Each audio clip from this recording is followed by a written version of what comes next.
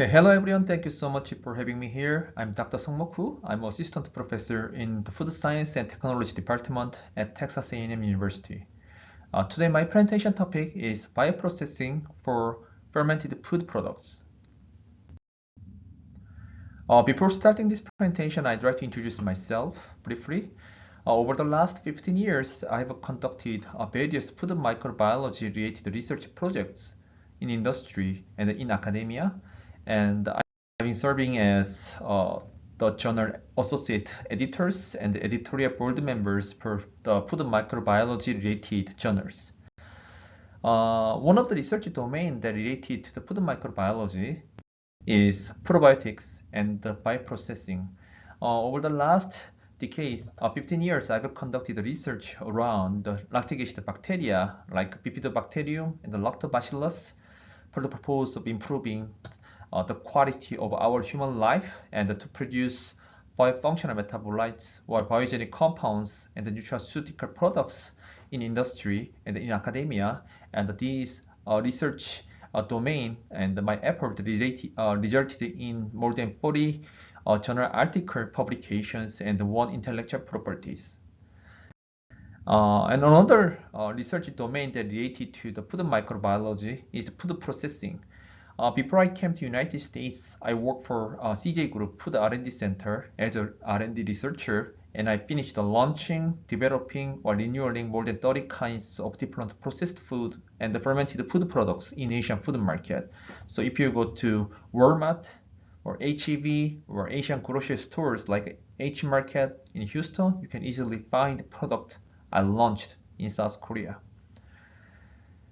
And the last but not least, I also have conducted a research project around the Salmonella E. coli listeria with specific emphasis on rapid detection, early detection of food pathogens from food products. And this research experiences resulted in the FDA first ever FDA Food Safety Challenge Grand Prize with $500,000 research fund.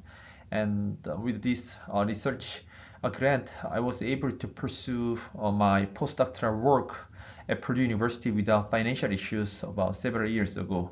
And this work, the research experiences also resulted in about one intellectual property in the United States and 13 journal article publications.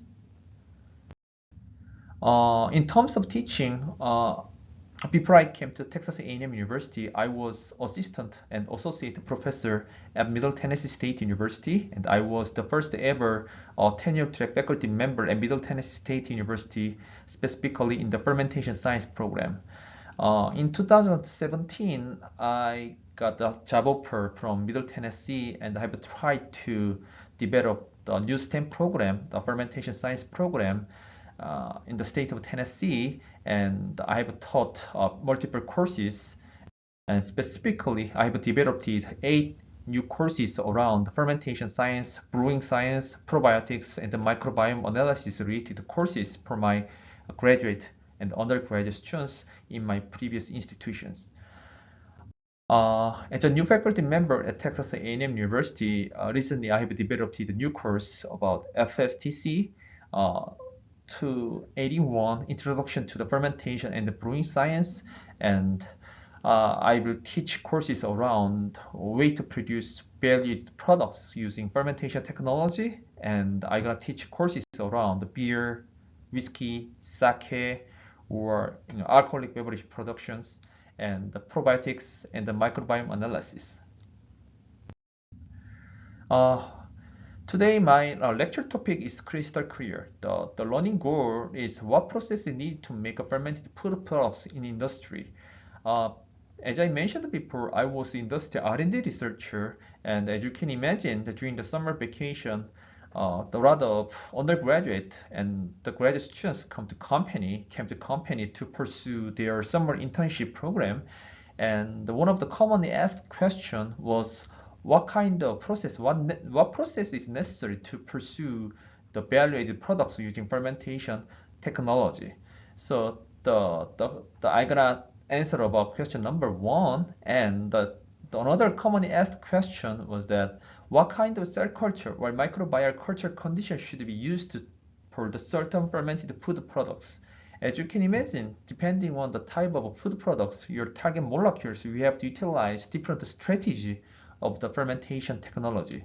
So to answer the question number one, we're gonna discuss about bioprocess linked to the microbial fermentation. And to answer the second question number two, I will share the idea about the three types of fermentation process, including batch culture, fed batch culture, and the continuous culture condition. The chapter number one is bioprocess linked to the microbial fermentation. I already mentioned the fermentation several times to all of you. So this is online tutorial, so it's hard for me to communicate with you, but I remember that we're gonna have in-person meeting soon, so I'm gonna ask a question again. So what comes to your mind when you hear the terminology, the word, the fermentation first? So depending on your background, you guys can imagine different the image from the term of the fermentation. So in this class, I directly define the fermentation as the use of the liquid culture of a selected strains of microorganisms, plant, or animal cells for the production of some useful products. So this is typical industrial microbiology point of view, the typical terminology, typical definition of the fermentation. So we can utilize not only microorganisms, but also plant cells or animal cells to produce valued products. So some of you may heard about cellular agriculture. Some researchers have tried to produce steak or meat using the petri dish cell culture technology, and instead of utilization of the farmland.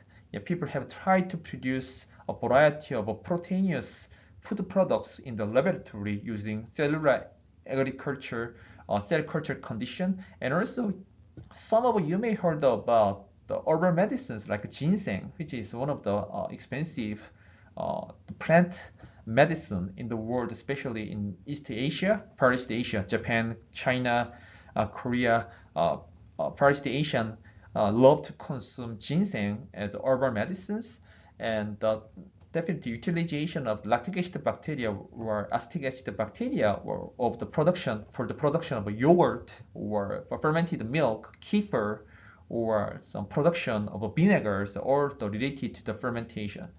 So the ginseng also has been produced using the plant cell callus cultivation technology. So the terminology of the terminology or definition of the fermentation has been extended. Its spectrum is really fermentation spectrum has really a variety of the meaning can be the part of the fermentation.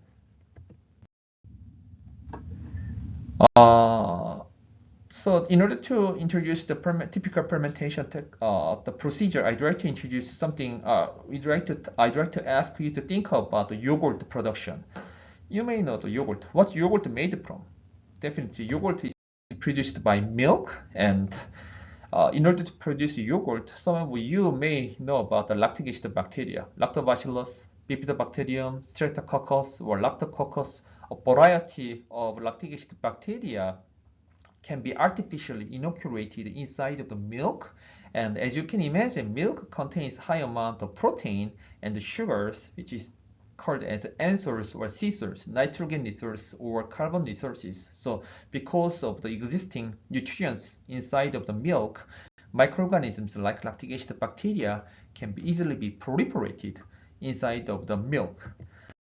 And by providing some optimal conditions, we can produce yogurt. And all these procedures can be occurred inside of the bioreactor, aka a fermenter. And by this sequence of procedure, we can see the decreased pH. Normal milk pH is about super neutral, a little bit acidic, about 6.8. But because of production of the lactic acid from lactic acid bacteria, pH can be gradually decrease around 4.3, and the milk pH 4.3 is considered as isoelectric point, so net charge becomes zero. Therefore, the liquid form of milk can become a solidified one. And the total cell number at the beginning of the fermentation is normally about the 100 or the 300, 100 to 1000, the 2 to 3 log CFU per ml, but by providing optimal condition and temperature, total cell number can be gradually increased. So I mentioned about 7 log 10 to the 7th power CFU per gram. If total cell number is less than 10 to the 6 or 10 to the 7th power of CFU per ml or gram inside the yogurt, based on the US Food Codex or Turkish Food Codex, we cannot mention, we cannot notify that we cannot use the term of yogurt on the package of the products. Actually, that's the major differences between yogurt and the buttermilk. As you can imagine, when we consume yogurt, normally we expect some health benefit from the lactic acid bacteria or probiotics inside the yogurt. So total certain amount of level of the microorganisms like good bacteria should be contained inside the yogurt based on the regulation. So using this fermentation technology, we can produce quality food products like yogurt. But before starting this yogurt production procedures, we have to pursue some certain process which is called as raw milk processing. As you can imagine, we cannot utilize raw milk for the production of the yogurt. We have to produce whole milk before fermentation process.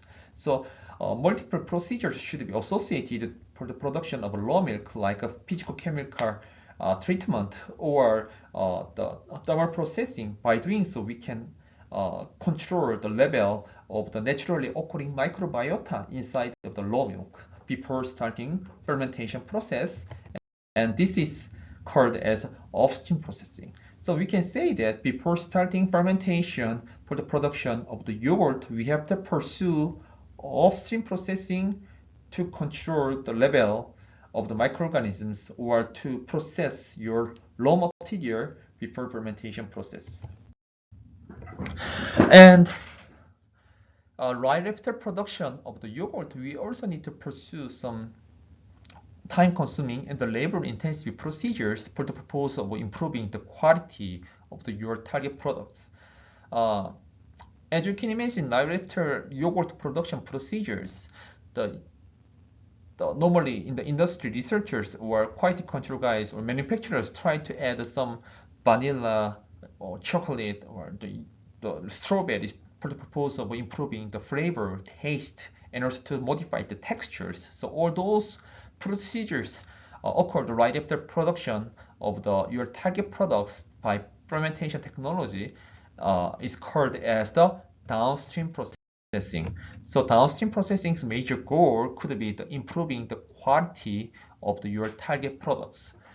So in the upstream processing's major goal will be your raw material, aka your substrate processing, and during the fermentation process, milk substrate can be converted to your target product like yogurt because of the nutrients inside of the milk or because of the artificial inoculation of the microorganisms. And right after fermentation process, we have to pursue the quality improvement procedures, which is called downstream processing. So downstream processing's major goal is improving the quality of your target products. Some students asked me the question. So before, when I taught this class, as you can imagine, the yogurt production can be occurred inside of the bioreactor in industry. The typical temperature could be our human temperature, like 37 or 38 degrees over Celsius.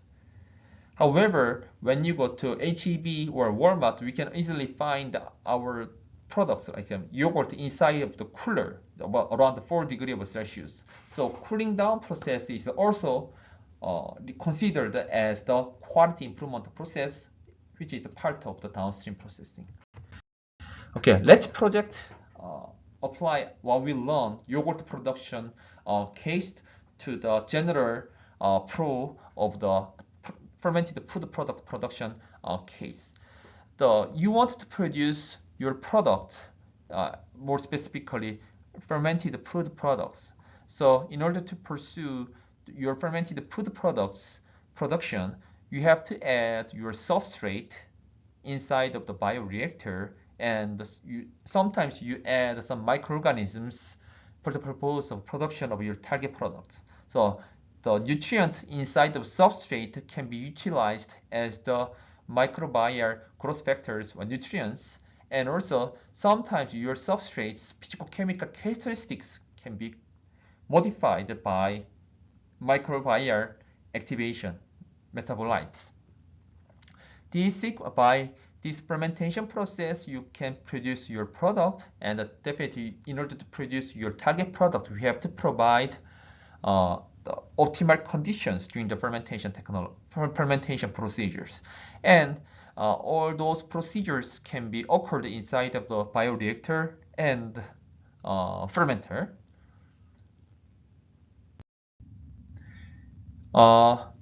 And before starting this fermentation process, we have to pursue the substrate processing process, which is called upstream processing.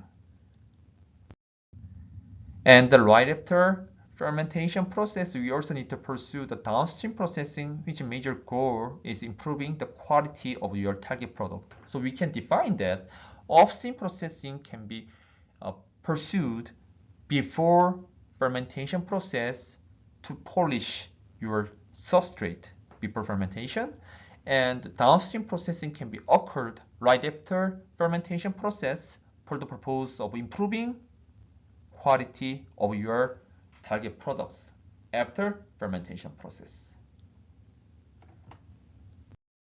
So I believe all of you now can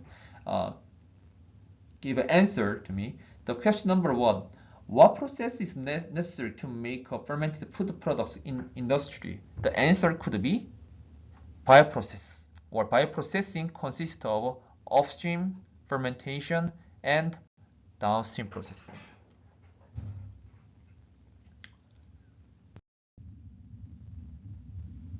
And the question number two was, what types of cell culture conditions should be used for certain fermented food products? So to answer this question, I'd like to discuss of three types of fermentation technology, including batch culture, fed batch culture, and continuous culture condition. As you can imagine, depending on your target products, we have to utilize different concept of the fermentation technology, including batch culture, fed batch culture, and the continuous culture condition. Let's imagine that you want to produce kimchi or more alcoholic beverages. Some of you may have a chance to make a beer by yourself as a home brewers, I believe. The batch fermentation is super simple and easy. Only one thing you need to do is just add your target products inside of the bioreactor and close the lid. Sometimes you can use more naturally occurring microbiota, or sometimes you can add or pitch some artificial inoculum inside of the bioreactor. Advantage is super easy, simple, and inexpensive, and less chance for fermentation. And the disadvantage is downtime is associated. I'm originally from South Korea, and kimchi is one of the common fermented food products. Some of you may have a chance to make a sauerkraut or pickle in your lifetime. The production method is super similar. The kimchi, normally we use naturally occurring microbiota. Unlike yogurt industry, kimchi already contains a variety of the lactic acid bacteria or the naturally occurring microbiota like leuconostoc or Weissella species on the surface of the tissue membrane, nappa cabbage membrane, and the only one thing we need to do is providing some optimal conditions and controlling some bad microorganisms by salt treatment procedures.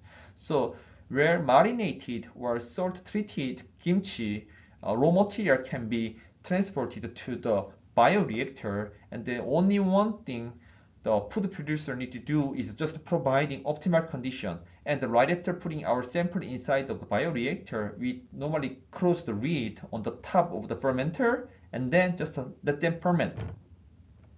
Microorganisms can produce quality kimchi. So producers, it's not really necessary for producers to handle some process for making some quality kimchi or sauerkraut. So it's really easy, simple, and also inexpensive. As I mentioned before, some of you may have chance to make beer by yourself. Beer is also produced by batch fermentation process, and if you access Amazon, if you pay about less than $100, you can use that bioreactor, the beer fermentation kit for several years. Super easy. And also less chance for contamination. Why is that? Because you directly cross the lid on the top of your bioreactor, so less chance of contamination. And the disadvantage could be the downtime is associated. Downtime is right after production of your target products. We have to pursue cleaning, washing, rinsing, or sterilization of your bioreactor. So you cannot use your bioreactor continuously. So right after first batch of your production process, you have to conduct washing, rinsing, which is time-consuming and labor-intensive procedures, and the thermal processing to kill all the microorganisms inside of the bioreactor, and then you can pursue another step, another batch of the fermentation process. So as you can imagine, in industry, the time is really, really valuable factor in terms of the production. So the downtime is one of the key disadvantage in the batch fermentation process. Even though this batch fermentation is super easy and the simple procedures and less chance of the fermentation process, but in order to apply for your batch fermentation technology to the industry commercial scale procedures, you have to follow 3 major steps, including lab scale, pilot scale, and the commercial scale procedures. And some of you may have a chance to take a microbiology class before. So microorganisms can, during the batch fermentation process, microorganisms can grow with the 4 major the distinctive phases, including lag, log, stationary, followed by death phase. During the lag phase, microorganisms ready to proliferate. Normally, it could be depending on the microorganisms, the time can be changed. And during the log phase, total cell number can be exponentially increased during these log phases. And during the stationary phase, we can see the plateau. The reason is the number of cell increase could be similar to number of cell deaths. That's the reason why we can see that this kind of a plateau on the stationary phase. And because of the accumulation of the metabolites from the microorganisms, the cell cannot grow very, very well, even though there are certain amount of the remained nutrients in it, but because of the increased level of the metabolites, microorganisms cannot grow very well. And by accumulation of tons of metabolites and by reduction of the nutrients, we can see the gradually decreased total cell numbers in the death phase. The reason why I introduced this growth curve in this slide is that because this 4 distinctive growth curve can be observed from the batch fermentation process. I'm going to introduce why this is important in the next chapter. And the really important thing that you need to understand is that during the log phase, the majority of the primary metabolites from microorganisms can be produced. And during the stationary phase, the majority of the secondary metabolites can be produced during the stationary phase. The example of a primary metabolites can be ethanol, organic acid like vinegar, and xanthan gum, and the typical secondary metabolites can be considered as the antibiotics like amoxicillin or penicillin or something like that. And the second, next chapter is the batch fermentation process. What I introduced you the batch fermentation process, I told you that your substrate can be added inside the bioreactor at the beginning of the fermentation, and the things that you need to do is providing and close the lid and then provide the optimal conditions like temperature, time, something like that. But however, the major differences between batch culture and pet batch culture is this one. We do not add all your substrate inside of bioreactor at the beginning of the fermentation at the beginning of the fermentation. We have to use several segments of your substrate treatment during the fermentation process. So 2 kg per 20 liter, 0.5 kg per 5 liter. For your better understanding, I intentionally divided per major sections, but total amount is the same as batch fermentation, right? So the major difference between batch and fed batch is simple. We have to use several segments of the addition of your substrate during the batch fermentation process. That's the major differences between batch and the fed batch fermentation. Why? Why we use this kind of special the strategy?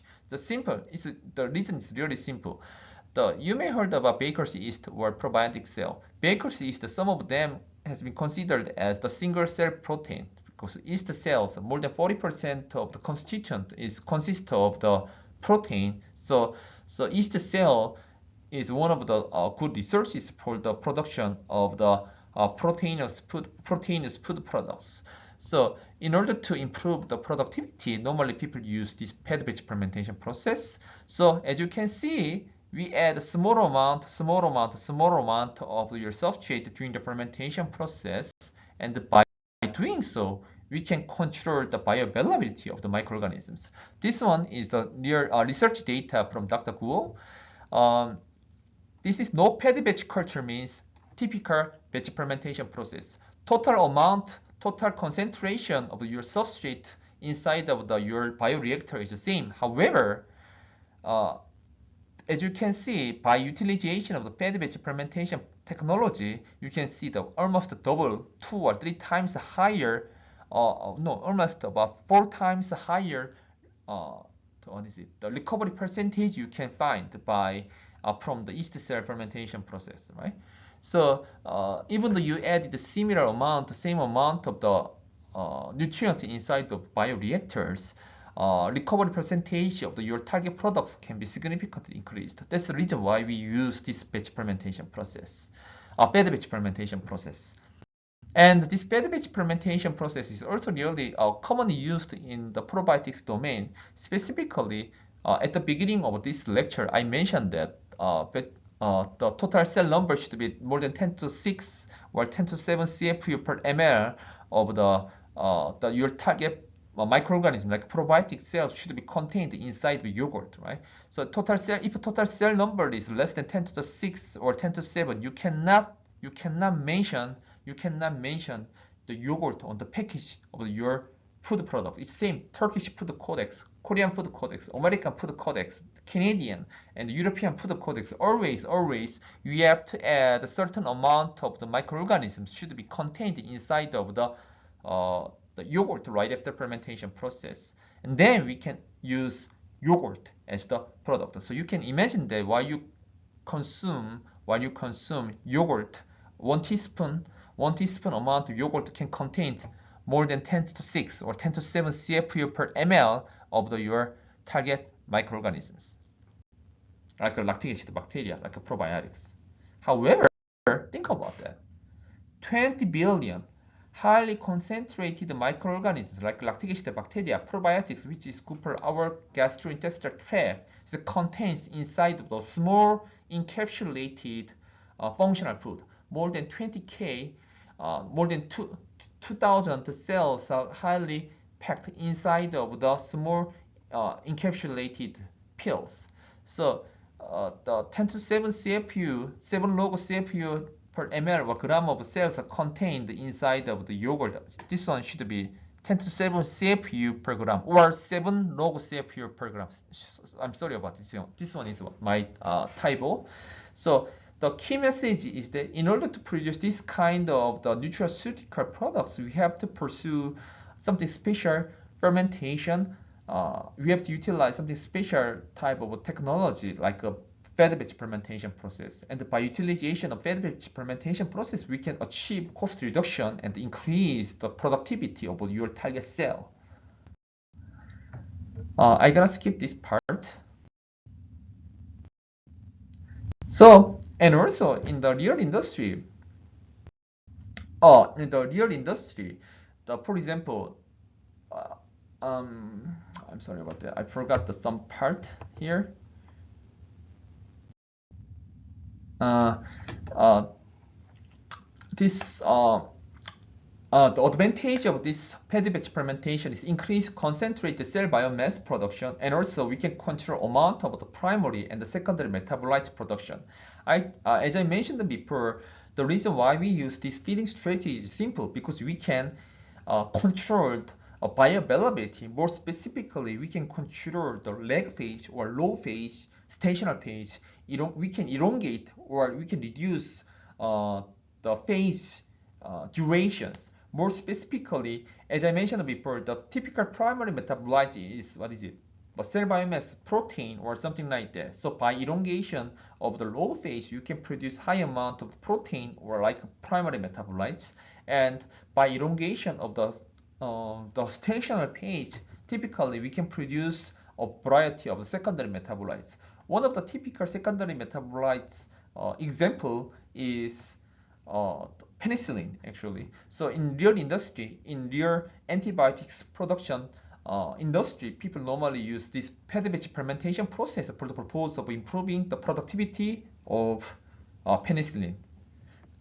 And the disadvantage could be we need clear understanding of the microorganisms, and also as you can imagine, we have to use multiple segment of the treatment procedures during the fermentation period. So we need to require more cost and also involved also downtime. We cannot use our bioreactor continuously. We have to conduct washing, rinsing, or sterilization process, pasteurization process just before the next step of the next batch of the fermentation procedures. So what's the common disadvantage of the batch culture and fed batch culture? Definitely existing or association of the downtime. So researchers developed some new technology which is called continuous culture condition to attack the common issue like the downtime.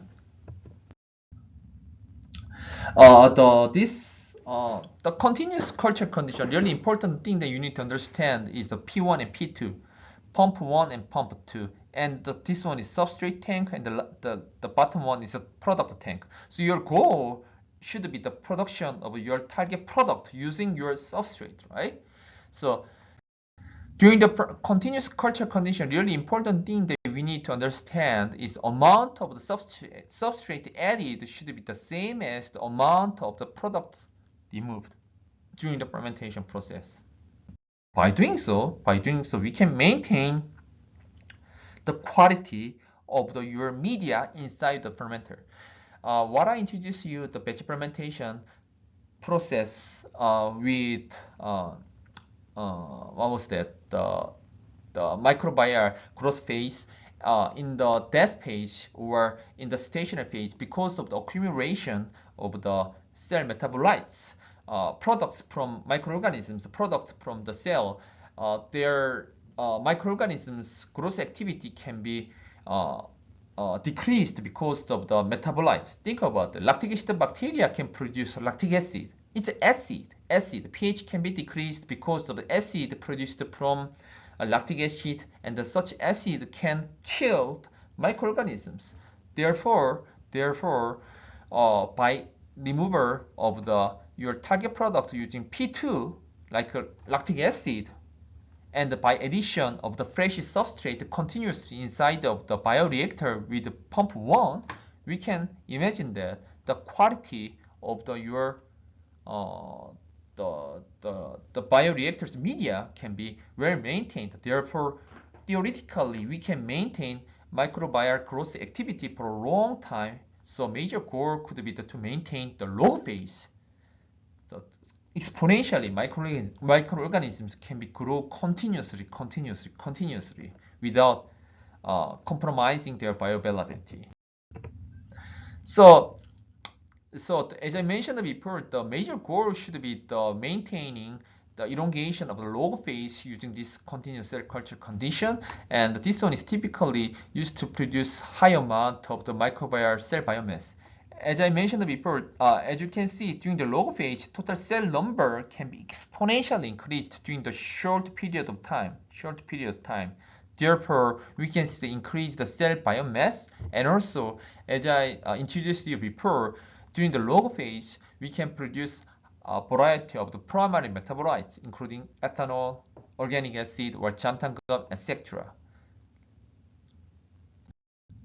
So advantage could be the increase of the concentration of cell biomass because we can elongate the period of the log phase for a long time, and also we can control the amount of the primary metabolites. And also this one requires less downtime compared to the what was that? The batch culture and the pad batch culture. And disadvantage could be we need to have critical understanding of the cell and your target products and does not meet GMP, good manufacturing practice. I'm gonna skip about this one and may not acceptable for overall the food industry. Actually, the GMP, simply speaking, GMP good manufacturing practice is closely related to the HACCP and some other the kind of the uh, regulation related things. So you can imagine that the products, food products from GMP certified facility is high quality. We don't have to worry about serious food safety issue. However, if you produce some food products using these continuous culture conditions, so the government do not provide GMP standard or what is it, based on the regulation, it's food producers cannot receive certification, GMP certification or HACCP, food safety related certification, because of the more chance of the contamination. So normally this continuous cell culture condition can be utilized for the production of the some other non-edible food products like bioethanol in real industry. So as a conclusion, um, the question number 2, what kind of cell culture condition we have to use? So the answer could be the batch culture and the pad batch culture and the continuous culture condition. So these are the reference and the future reading for your lecture, for this lecture, and thank you so much for your time. Thank you guys.